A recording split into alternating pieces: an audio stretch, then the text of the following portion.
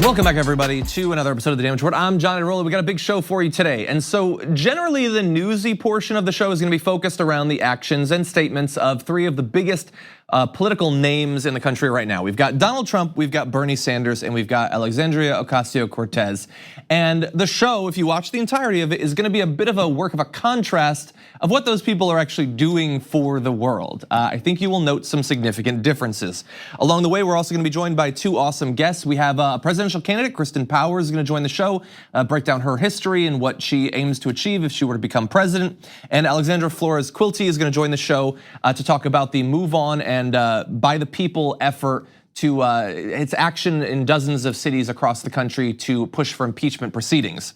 A story that I think is more relevant than ever today, considering what Donald Trump has said recently. And so we're gonna be starting off with Donald Trump and his interview yesterday. Donald Trump's gonna do it again. He wants to do it again, he is prepping to do it again, and he's gonna get a lot of defense from the right wing when he does it again. It being soliciting and trying to get and benefiting from the dissemination of negative information that has been stolen by foreign powers and foreign actors of his political opponents. He was asked the easiest questions ever by George Stephanopoulos, and he could not come up with an answer that I would say is in any way responsible or moral or presidential, but it's Trump. So here's the beginning, and understand that this is asked when he's talking about his son testifying before Congress yesterday. Should he have gone to the FBI when he got that email? Okay, let's put yourself in a position, you're a congressman. Somebody comes up and says, hey, I have information on your opponent. Do you call the FBI? I don't think coming from Russia, tell you what, you do. I've seen a lot of things over my life. I don't think in my whole life I've ever called the FBI. In my whole life, you don't call the FBI. You throw somebody out of your office, you do whatever Al you do. Gore got a stolen briefing book, he called the FBI. Well, that's different, a stolen briefing book. This isn't a stolen, this is somebody that said, we have information on your opponent. Oh, let me call the FBI. Give me a break, life doesn't work that way. The FBI director says that's what should happen. The FBI director is wrong. That's an ending to that. So there are so many, that's not even the money quote, by the way, that everybody's talking about. We'll get to that in just a second, but there is so much to work with in just that. One of the things that he said there that I feel like nobody is focusing on is, I've seen a lot of things in my life, I've never called the FBI. What are the things that he saw? What have people said to him that apparently rose to this sort of level? Because that's what he thought of, is you have evidence of a crime, should you talk to the FBI?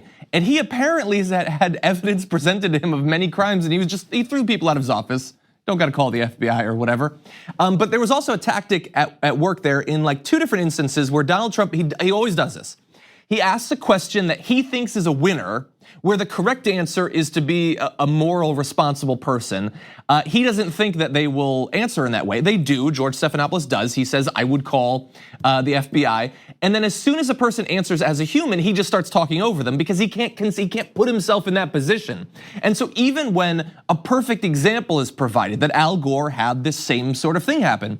Information had been stolen, he decided not to use it. Instead, he gave it to the FBI. He rejects that. And he starts to say, that's different. That was a stolen briefing. This isn't a and he stops because he realizes, yes, we're talking about things that were stolen. Regardless of whatever you think about the newsworthiness of the information or whatever, it was acquired through the result of crimes. And he sort of seems to get that in the middle of trying to deny it. But let's turn now to the money quote, we'll continue.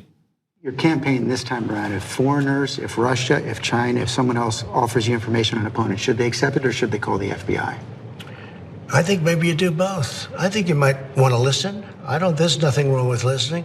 If somebody called from a country, Norway, we have information on your opponent.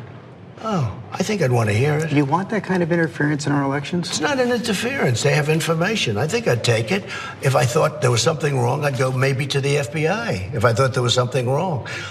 But when somebody comes up with Oppo research, right? They come up with Oppo research. Oh, let's call the FBI. The FBI doesn't have enough agents to take care of it. But you go and talk honestly to congressmen. They all do it. They always have. And that's the way it is. It's called Oppo research. It's not, and we'll return to that in just a second, but there, he said it. If they come to me again, somebody, he says Norway, whatever, maybe it'll be Norway, maybe it'll be China, maybe it'll be Madagascar, I don't know. But if somebody comes with information that they got by hacking into servers or whatever, he wants it again. And although he doesn't say, as he did in the 2016 cycle, somebody please get this information for me, the president in an official interview saying I'd take it is an invitation for that sort of criminality to happen again, and he will take it. And maybe he'll call the FBI. But considering all the rest of what he said in that interview, do you believe that he'll call the FBI? He's going to do it again. By the way, so before we move to the Oppo research, which is an important point too, understand that we're in basically the same position we were in last time in 2016, but even worse, because he now feels emboldened as a result of Nancy Pelosi and congressional Democrats deciding they're not going to do anything about whatever we found out in the Mueller report, where not only is he going to take the information like he did last time, use the information, benefit from the information, but now he feels like he can just talk openly about it. Because what is anyone going to do? We didn't do anything the first time. Do we really think that the second time they're, no, if he wins re-election and then it turns out, oh, they worked with a foreign power, Nancy Pelosi will say, well, he's only got 3 years left. We'll let the people adjudicate it in 2024. I guarantee that that is what she will say.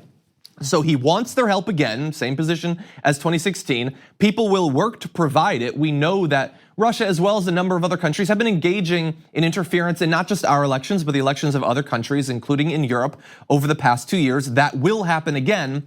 And will it work? Will it succeed?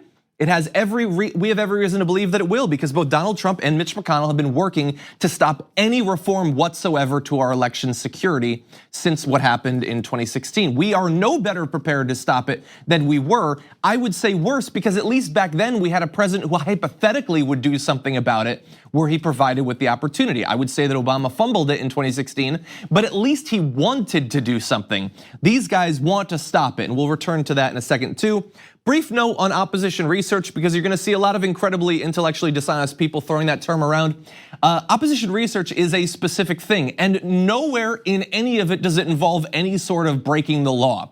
Opposition research involves acquiring publicly available information that people haven't seen for a while or might not be aware is there. They go through court records, they go through old newspapers, they go through yearbooks, they go through all of these things that are 100% publicly available and then try to make a big deal out of what they find. That's opposition research. It's not breaking into servers, it's not phishing for passwords, it's not hacking emails, it's none of that stuff. Donald Trump probably doesn't know that. He doesn't know the meanings of most words that he uses, but understand in the future that if someone calls this sort of criminality opposition research, they're being at best ignorant and at worst intentionally duplicitous.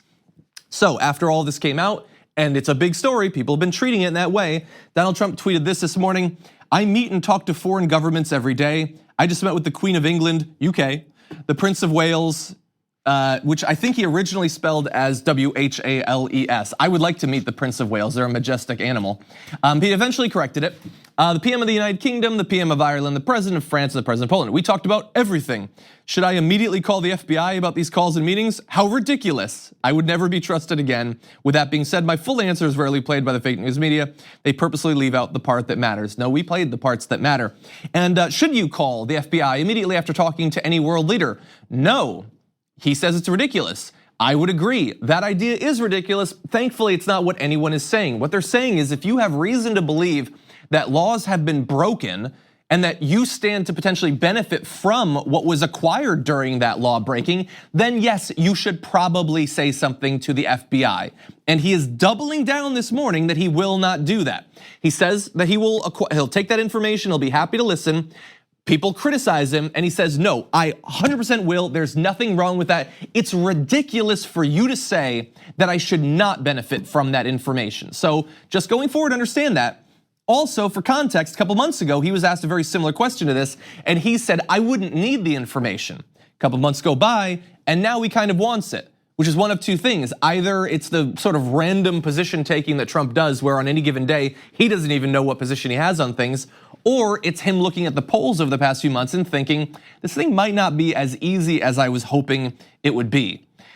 And in terms of the likelihood that this will actually happen, we were talking about the Trump administration and GOP efforts to stop any sort of election security reform. Well, this is fairly recent news in this New York Times. In push for 2020 election security, top official was warned, don't tell Trump.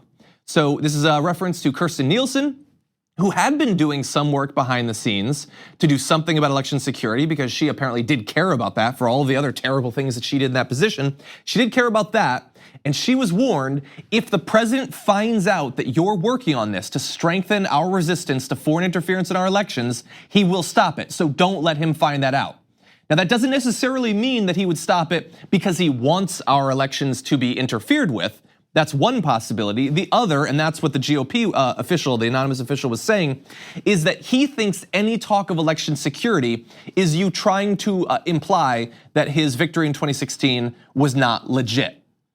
At the end of the day, it doesn't really matter which of those two explanations is true. The end result is that he doesn't want to do anything to secure our elections against foreign interference. But understand that he has the desire to acquire that information, and the foreign actors who might interfere, they have the ability, because Mitch McConnell and Donald Trump are making sure that we are not ready for what is inevitably coming. Now, that's been out there. I want to turn now to how people across the political spectrum have responded to that, including from the right wing. And so we're going to start with Fox News. Brian Kilmeade is basically the only person on Fox News over the past 24 hours that I have been able to find that put up even token opposition to Donald Trump saying that he would be happy to listen to foreign actors who have acquired information about his political opponents. And even that is a very weak condemnation of the president, with Brian Kilmeade saying, I think the president has to clarify that. He opened himself wide up to attacks, which is barely attacking the president. He also said that if they provide information, it's likely that they want something in return, which obviously makes sense, and that they get leverage over you by providing that information, which is certainly true. Understand that even in this context, where I'm trying as hard as I can to give Fox News some credit, that's Fox and Friends. There are 3 friends, unfortunately. The other 2, Steve Doocy and Ainsley Earhart, fought from Trump's corner, agreeing that the FBI did not have enough agents to field every call, and repeating the old talking point that the Democrats were to blame for the Mueller investigation. So a little bit of whataboutism, a little bit of changing the subject, and then the absolutely laughable claim that the FBI, which doesn't have enough agents, couldn't spare a person to look into another attempt to influence the presidential election of the United States. I think they could find somebody, maybe an intern. They could put a person on it, I think. So that's Fox and Friends. That is the most condemnation you're gonna get from Fox News. The rest of it is at best whataboutism, and at worst trying to make it about the Democrats. Laura Ingraham said, setting aside the question of why you would have George Stephanopoulos standing over the president in the Oval Office, I don't know who approved that. What about this notion of accepting foreign intel about an opponent? Is that a risk for President Trump getting pulled back into Mueller? Again, why he was put in that position or that situation is beyond me. So she is concerned for Donald Trump. She's concerned not that the US's democracy will be bullied by foreign actors, but that Trump is being bullied by George Stephanopoulos. Okay, George Stephanopoulos standing in front of you in the Oval Office, it's not an R. Kelly situation, okay? Trump is gonna be just fine. That is as much condemnation as she can have for what he said. Sean Hannity, even worse possibly. Why are they not so outraged about Hillary paying for Russian lies, disinformation, Comey generously using the unverified data from Russia to spy on the Trump campaign? Again, a FISA warrant. No doubt, by the way, this will all get another round of fake, phony, moral, selective outrage over this interview, but it's the perfect setup, because if they're outraged about that, then how can you not be outraged over what I just said? Understand the first half of that paragraph is just all lies and conspiracy theories and disinformation. Hillary Clinton and the Democrats never tried to get anybody to break the law to get information from anybody on Donald Trump. But what I love at the end there is the key philosophical problem with whataboutism, which is all that paragraph actually was. If he says, if you're so outraged, why aren't you also outraged about this other thing that's the same? Okay, that seems reasonable. Why aren't you? If you want consistency from your political opponents and you say it's the same, I don't think it's the same, you think it's the same, then why aren't you equally outraged about both? Why are you doing a broadcast, the only purpose of which is to get people to stop worrying about what Donald Trump just said? I mean, we understand you're a cheerleader for the president. That's why you're doing it. You're not a serious political actor. You're certainly not a journalist, but at least try to be internally consistent to the argument that is coming out of your mouth right at that moment. And he could not even do that. So that's the right wing. Really fast on, well, I was gonna say the left wing. At least some of this is the left wing, some of it not so much. Elizabeth Warren said, basically she put up this tweet implying once again that we do need to push for impeaching Donald Trump. Even Kirsten Gillibrand tweeted it's time for Congress to begin impeachment hearings. The issue is that while they're both senators and they're both running for president, they're not in charge of actually doing this. The person who is Nancy Pelosi, who said, "We have a president ignoring the law, not honoring his oath of office." And then she started talking about appropriations. So good job there, Nancy Pelosi. Once again, making it seem as if you're being tough on the president while not doing anything to actually hold him accountable at exactly the moment when it is most needed. And so that is very unfortunate coming from our side of the aisle as well, but not overall very shocking. Okay, we are gonna take a short break. We come back, presidential candidate is gonna be joining us on the show. We're gonna be breaking down her candidacy after this.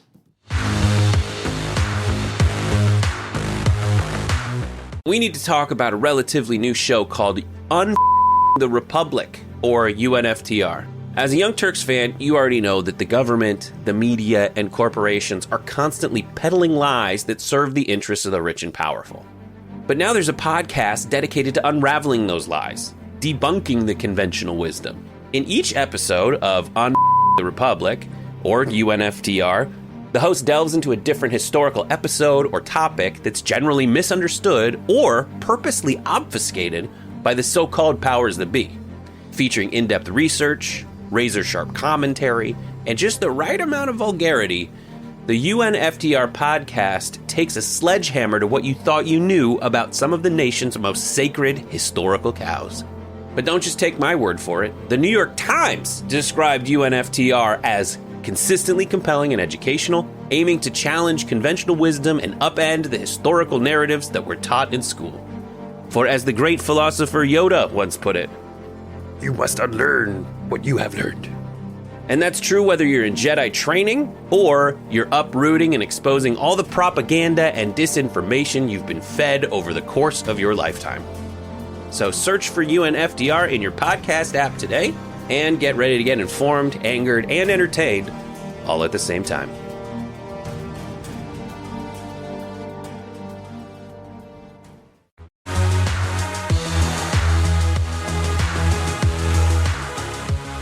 Joining us now on the Damage Report, presidential candidate Christin Powers. Christin, welcome to the show. Thank you so much for having me. This is awesome.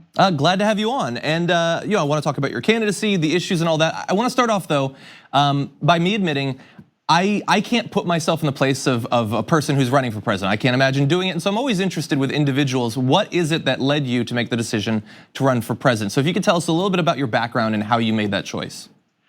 Okay, so I'm a University of Michigan Flint graduate, and I came out of that area and ended up doing great work coming out of Grosse Pointe, Michigan for our troops back in 2003, the first day of the Iraq War.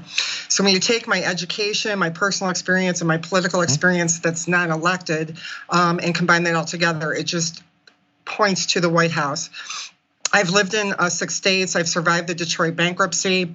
I've met with politicians at the federal, state, and local level since 2003 regarding the Iraq War. I self-published 4 books and sent them over to the Middle East with people in Michigan, Ohio, Florida, and California. So every time I went to start a website locally in Michigan or Florida, the webmasters, or in New York, the webmasters would just say, your story is not local, your story is global. This is much bigger than running for governor or for local office, and that's why I'm just diving in with this candidacy. So just to make sure, so you haven't run for elected office before, correct? No, I have. I actually ran in 11 and 12. I ran as Kristen Grisky as a GOP candidate, like an idiot, and then I switched. Yeah, and then I switched to the Democratic Party in the last election cycle. When they put Hillary Clinton up at the primaries, I switched to independent status just to stay in that cycle all the way until the end. But 2020, I believe, is my year. I believe it's the year that we are trying to steer for the right woman. I believe I'm the right person because of my healthcare experience, my multi-state and multi-country experience with the publishing. So, that's a little bit about me. Do you have any other quick questions about my background? I want to make sure I didn't miss anything. No, I think we have the basic idea of your background, but I am interested. There's a lot of candidates in the Democratic primary. They're focusing on different issues depending on the candidate. If you had it your way, what would you like to be the sort of core issue that helps to determine who wins that primary? I want to be known as the social equalizer based on my healthcare background regarding mental wellness and mental illness. I am the only healthcare candidate in the race that has studied the brain, that has dissected the brain on over 30 different people in my educational background. So I'm not an elected attorney. I'm not an elected business person. I mean, I've been involved in business for a long time, but I know how to intimately impact every single American life in this country from A to Z, regardless of if they are the very elite or if they are the poor and the homeless that are living on the streets. Not one other candidate can touch what I know from a healthcare perspective. I've treated over 50 diagnoses, at least in 4 different states, ranging from neurological issues to orthopedic issues to behavioral issues in children. I feel like I can address all of the social struggles that we are facing right now in America with the gun violence, with the homelessness, and with the addiction rates that we have. One homeless person in America is too much for me to even put up with that. So I think I will actually be able to reverse a lot of our trends socially and reverse a lot of the trends that we're also facing from an environmental perspective, because I am a scientist. Do you, the DNC has established what will be required to get on the debate stage, with initial requirements for the first debate and then doubling for the second. Do you worry about your ability to generate that many different individual donations in just a short period of time? I don't worry about it at all. I have asked for televised interviews for a few years now, since 11 and 12. That is the missing piece. That is the missing link for me. I believe that once I have a nationally televised interview, FaceTime interview with the Today Show, with Fox News or CNN, MSNBC, any of the stations, that will change the name of the game for my donations. That will change the name of the game for this election cycle. I am the person to beat Trump. I just need that one-time FaceTime televised interview, and that will be what's needed. I do not worry about it at all. I'm very confident that I can beat Donald Trump. I'm very confident that I can beat all the other Democrats in debates. So it's just a matter of time. And this last week has been absolutely phenomenal for me in Iowa, Nebraska, and South Dakota. I'm in South Dakota right now. So I do have to ask you about one issue, though, that where you have a position, I think, distinct from, I believe, any of the other candidates that are currently running, and that is on reproductive rights, where you are against abortion. I don't believe any of the other candidates are. I don't think many elected Democrats are. Do you think it might be difficult to make it through a primary with that position? No, I just want to make it clear that I'm a pro-life Democrat that also is for pro-choice. I'm for both issues. What I want is I want women to be able to choose to not abort. So I do not want the government to ever come in and create any laws that says you can or cannot have the baby. It is up to the mother to make that decision. When I was traveling a campaign in Alabama about 3 weeks ago, that's when they went, they went pro-life while I was literally driving through that state on my way to Louisiana. So I am not for murdering the babies, and I am not for taking the choice away from the parents. I believe that life does begin at conception, but I believe that I need the stage as a healthcare provider to speak about these issues so that women are not used as pawns in the last few weeks of the election cycle. And I do stand with the pro-lifers, but I also stand with the pro-choice movement. So it's hard to wrap your mind around that, but I think it can be done. I do not believe that we should make abortion illegal, but I think that we should have a strong message to not choose abortion in the first place. So that's where I stand on it. I am a pro-life Democrat that also believes in pro-choice law. Mm-hmm. So I do stand by the Democrats with that message, and I think that I can still win with that message on a Democratic debate stage. Okay, well, thank you for clarifying that. I know that a lot more information about your positions is available at your website, powers2020.com. And Christin Powers, we want to thank you for joining us on the show today. Thank you so much, John. I mean, I'm extremely grateful, and I hope to speak to you again. Thank you so much. Thank you. We'll touch base a little bit later on the election. Have a good day. Sounds good. We're going to take a short break here. We come back. Bernie Sanders' big speech on democratic socialism. What does it mean to him, and what might it mean for America after this?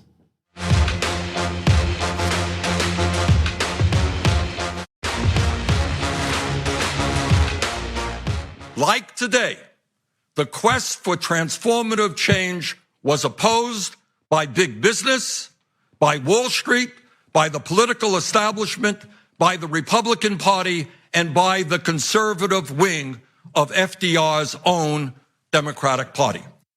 That's Bernie Sanders yesterday in his big speech explaining what democratic socialism means to him and how it informs his platform as a politician, but especially as a presidential candidate. And there, he's identifying the historic and philosophical and ideological links between his own campaign today and FDR's New Deal efforts back in the day, talking about the enemies that were available back then, many of them still operating, still opposing his agenda today. We also found new enemies, though, in the wake of his speech, which was panned by a lot of the people who generally don't like Bernie Sanders. They were not big fans of it. Some people even who are on the issues sort of, they like Bernie Sanders, they generally support him, think that it's unwise for him to continue to attempt to reclaim democratic socialism as a term when, in their view, the well has been so poisoned against any form of socialism whatsoever. I'm a little bit sympathetic to that point of view, but I do think that language matters, and I don't think that we should continually be forced into retreat from our labels just because right-wing media and think tanks have decided to go on a campaign against them. And so I do appreciate his continued constancy on that term, his willingness to defend it and himself. And also, a very clever way to do that is to identify that this is my form of socialism. It's not the only form of socialism. And some people who say they hate socialism sure seem to like certain forms of it, which he does in this clip. President Trump and his fellow oligarchs attack us for our support of democratic socialism. They don't really oppose all forms of socialism. They may hate democratic socialism because it benefits working people, but they absolutely love corporate socialism that enriches Trump and other billionaires. Oh, and that's a form of socialism we've had in America for a very long time, and it's thriving today.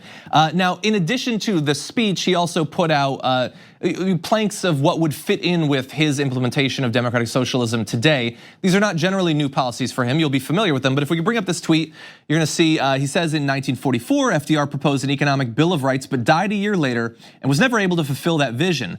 Our job 75 years later is to complete what Roosevelt started, saying, that is why today I'm proposing a 21st century economic bill of rights that enshrines rights to affordable housing, a quality of education, secure retirement, healthcare, a clean environment, a decent job that pays a living wage, and policies like that he has obviously supported for literally decades. What's important there, and I just want to briefly mention this, is when he is talking about an economic bill of rights, he's not using the word rights the way it is generally used, which means simply a protection from the government.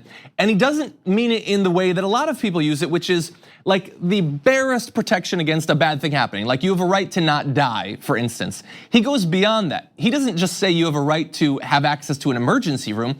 He says you have a right to what is necessary to live a healthful life. You don't just have a right to some form of education, you have a right to a complete education that allows you to live a complete life. And you can see that throughout the platform there.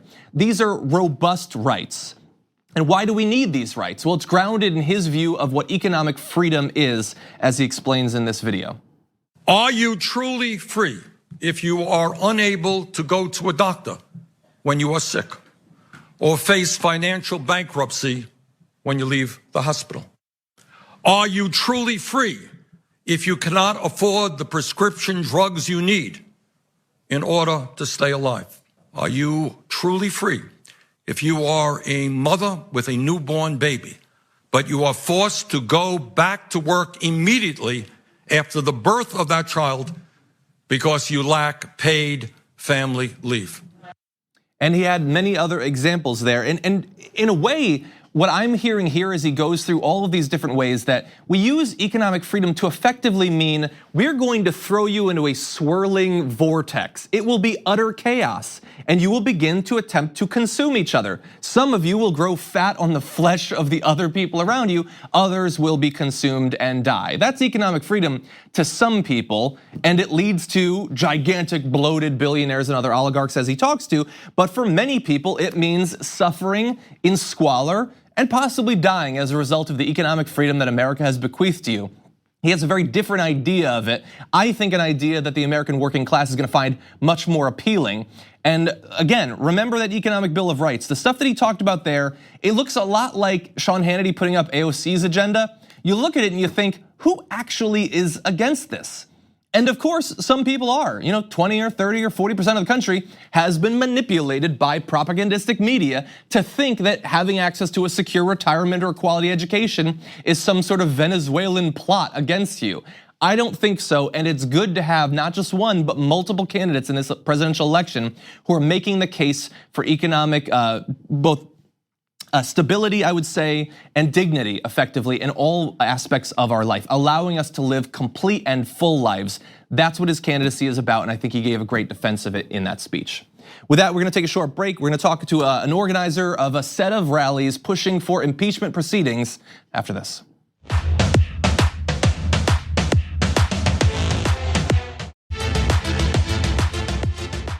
Last night in his interview, Donald Trump made clear that, man, he is just begging for impeachment proceedings. But this morning, Nancy Pelosi making clear that while she doesn't like what he's been saying and doing, she's not necessarily going to actually pursue getting him out of office, despite growing interest both amongst her, her colleagues in the House and amongst the American people at large. But there are efforts to try to push the Democratic Party in that direction. And we're joined now by an organizer for By the People, Alexandra Flores-Quilty, to talk about that. Alexandra, welcome to the Damage Report. Thank you for having me. Glad to have you on. So you've got June 15th, National Day of Action. You're partnering with Move On. Tell us about what's gonna happen. Yes, this Saturday, June 15th, we are scheduled to have over 140 demonstrations and events around the country.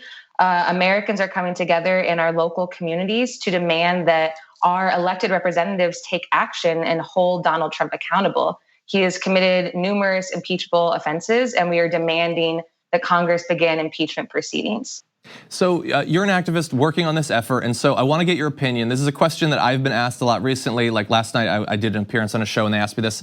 When they made that small change yesterday to make it a little bit easier to get court follow-up to subpoenas that are bucked by the Trump administration, they asked me, does this show that the Democrats are seriously moving towards impeachment just in a strategic way?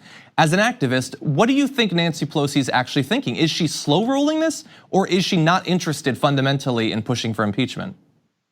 I think that we will continue to see our elected representatives kick the can down the road and try and wait out the clock. They have shown time and again that they are unwilling to take political and moral leadership that is necessary. And it's only going to happen, and we are only going to be able to win on this issue if we, the people, take responsibility. We've seen some political and moral leaderships from certain members of Congress, such as Rashida Tlaib, who announced a resolution to begin impeachment proceedings. We support her and applaud her in her effort. And she's been more recently joined by dozens of members in the House in this effort. But I think that we will continue to see our party leadership come up with excuses and try and wait out the clock rather than take the action that is not only needed, but it's very clearly spelled out in our Constitution. So just briefly, before we get into what the event is gonna look like and how people can get involved, a bit of devil's advocate. Some people say, including I believe occasionally Nancy Pelosi, that Donald Trump secretly wants to be impeached, that he thinks that would help him to solidify his base, a base that he already has an approval rating of like 90% with, but apparently it can become a little bit more solid. Do you worry that if this were to be pushed for, that it could backfire and actually help Donald Trump in his effort to get reelected?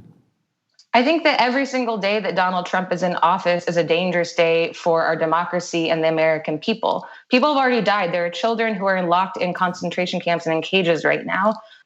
We see him incite racist violence on a regular basis, where people commit hate crimes and quote the president of the United States. Our democratic institutions are under attack and are crumbling, and we cannot continue to wait out the clock and because we're too afraid to take the leadership that's necessary right now. And so I think that these actions require accountability, and accountability looks like impeachment. And I think that, we've already seen what Donald Trump has committed and done when he thought that impeachment is possible. If we continue to hear from members of Congress that they are going to be unwilling to hold him accountable because they're too afraid, what more damage can he do? And quite frankly, this has life and death consequences. So I just want to stop for just a second to give you some credit there, because you did what I tried to do and what I hope more people will do, where I asked you a question I kind of despise that's based purely on political considerations, and you answered about the substance of what impeachment means and what merits it, and what the responsibilities of our elected officials actually are when it comes to impeachment. So thank you for engaging with the actual substance rather than just purely polling concerns. Now, in terms of the event, it's not far off. I mean, we're just a couple of days, I believe. I'm notoriously bad at saying what the date is, but it's close. So if people would like to get involved with this, what should they do? Yeah, if you go to impeach.org, there, like I said, are 140 events happening around the country. This is just the beginning, but like I said before, I think that we will continue to see our representatives abdicate their responsibility unless we force them to take action. So that's what Saturday is about, is us coming together, gathering in our communities with our family, our friends, our neighbors. And we're going to be talking about what impeachment is, how this is a tool for us, the American people, and really laying out the case and pathway towards impeachment and removal of Donald Trump. So you can find an event in your area at impeach.org, and we'll be announcing more things to come. Alexandra Flores-Quilty of By the People, thank you for joining us today on the show. Thank you for having me. We're gonna take a short break here. When we come back, the effort to get a citizenship question added to the census, AOC not having it. We'll have her video after this.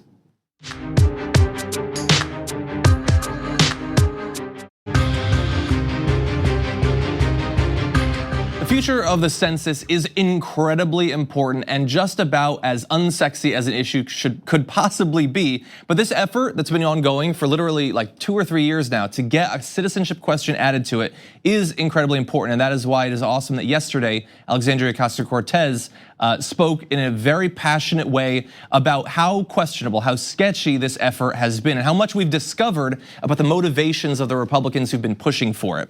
So I want to show you a couple of videos from her appeal yesterday. First here on what was recently discovered with the death of one of the people pushing for this. I want to know why this question was magically added after we have seen that a political operative knew and detailed an intent to intimidate racial and immigrant communities for a partisan purpose, saying this will hurt Democrats and help Republicans. That's what I want to know.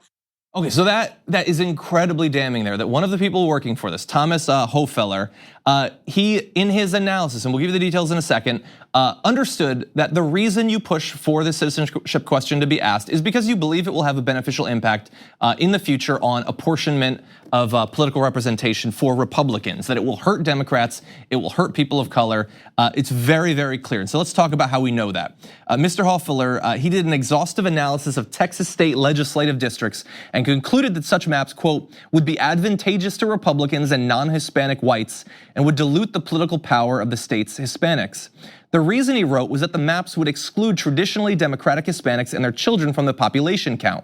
That would force Democratic districts to expand to meet the Constitution's one person, one vote requirement. In turn, that would translate into fewer districts in traditionally Democratic areas and a new opportunity for Republican map makers to create even stronger gerrymanders. I did not know that was possible, but they have found a way. And so effectively scaring people off from answering the census by making them think that you will be acquiring information that will allow you to get them deported is designed to make sure that Republicans and Republican generally supportive demographic groups get more power in the future. And remember, we don't do the census all the time, it's just every decade, and so that is a very durable way to manipulate political outcomes in this country. It's incredibly clear. The only reason we have that information, by the way, is that guy kicked the bucket and his daughter, who is actually apparently a good person, found the hard drive that had this information on and released it. And by the way, that analysis where he's very clear about what the impact would be, who it would help, who it would hurt. Not long ago, the transition officer of the Trump administration responsible for census issues, that's Mark Newman, he lied to Congress about what Hofeller's results had actually been. He said that would actually increase Latino representation in elected office. He knew it was a lie, but he lied. We'll see if there's any sort of legal consequences for that. But these are sketchy individuals. They're not the only ones though, and that's where AOC continues. I want to know about corruption. That's what I want to know about, the racism and the very disturbing history that we're seeing here. That's what I want to know. And so we gave the opportunity to ask. We asked, why are all of these things happening? Why is all of this connected? Why are there so many people, everyone from Steve Bannon to Chris Kobach, having their fingerprints and their political intent all over the United States Census? Why? And what did we get? Nothing. No response. Stonewalling. We're getting obstruction. We're getting a lack of answers. I don't want to issue a subpoena. Nobody wants to be in a position where you have to issue a subpoena of an administration official, because we are a co-equal branch of government, and it should be expected that when we ask a question, we get a response. Okay, she is amazing. And by the way, let's just be very clear here. The people on the internet, and I see them respond to my tweets every once in a while, who think that she was just cast into this role, that she doesn't care about politics, has no political knowledge, are literally the dumbest creatures crawling across the face of the earth, because that was fantastic. And I wish I was a tenth as good as she is. She raises a lot of good points there. Thomas Hofffeller, incredibly sketchy guy to have pushing for literally years for the census citizenship question. He, by the way, had been pressuring the Trump administration to add it. Mark Newman lying about his interactions and communications with Thomas Hofffeller, incredibly questionable. You've got Chris Kobach, probably the guy you should trust least in the entire country on issues of who gets to vote, whose vote gets counted, and all of that. He's been skulking around the shadows on this issue as well. Everybody basically that has touched this has been incredibly clear about what the objective is and understand what they say they want this question on there for. They say that the Justice Department needs more information so that certain provisions of the Voting Rights Act can be acted on. We've gotten this far without it on there, okay? And we have been able to implement and defend provisions of the Voting Rights Act. That has not changed. What has changed is the political futures and the political calculations of Republicans who see the demographic changes, I should say, that are happening in this country, especially in certain states. Keep an eye on Texas, and they're terrified of what is going to happen. And so they are looking for an easy get out of jail free card. And it might be that a question on the census could be that. And that is why it is so important that we have people like AOC who've been continuing to push on this issue. She wasn't the only one there. There was a lot of good testimony, and you can find it on C-SPAN. I will say that as soon as she finished, Elijah Cummings responded and was incredibly complimentary towards her on how exactly she framed this issue. So again, she, as one of the newest people in Congress, is helping to reshape the way that people who've been around for literally decades are thinking about this issue. And as sketchy as everything that I've revealed is, understand that there might well be worse stuff out there that we haven't found yet. And the reason I believe that is because, and this just happened, the Trump administration invoked executive privilege to block Democrats from getting additional documents about the census citizenship question. It is only the second time that he has invoked executive privilege to block the Democrats from getting access to documentation, and he chose to do it on this issue. That means that for Donald Trump, a guy who can hold at best two thoughts orbiting each other in his brain, this is one of the main things that he's thinking about. This is one of the main things that he is terrified of what we might discover. And considering all that we have already discovered, God only knows what is actually out there. God only knows how explicit the communications between Chris Kobach and other people involved in this effort have been over the past few years. We know what the motivation is. We know what the goal is. I don't think that we need any more crumbs in this breadcrumb trail, but it might be that others are out there. And perhaps with the continued efforts of people like Representative Alexandria Cortez, we might actually end up getting it. Okay, that's all the time we have, unfortunately, for clips. I did want to just briefly respond to one of the iTunes reviews that we got recently. This is from True North. Thank you for naming yourself True North, by the way. Who had said, hey John, big fan of your work. Are you aware that they run ads for Bayer's carcinogenic herbicide Roundup on Apple Podcasts? I'm just listening and couldn't believe that came up on a break. Just wanted to make sure you know, keep up the great work. I did not know that. I don't actually use Apple Podcasts. I use, I think it's Pocket Casts or something like that. I am going to guess that as in many other cases when this happens, like on YouTube and Facebook and things like that, we don't have any direct control, unfortunately, on what they put advertisements for. We've literally had Trump campaign commercials running before TYT videos. Trust me, if I had any ability to stop that, I would. And I certainly don't want to do anything to help increase sales of Roundup or any other herbicide like that. We will look into it, but I don't know that we can actually control that in any way, unfortunately. But thank you for bringing that to our notice, and thank you for the compliment as well. We certainly appreciate that. If you haven't already left a review, they are incredibly important for making sure that more people actually listen to this show. So if you're a fan of it and you want company, the best way to do that is to leave a rating and a review to get our name out there. Thank you everybody for watching this episode of The Damage Report. We'll see you tomorrow.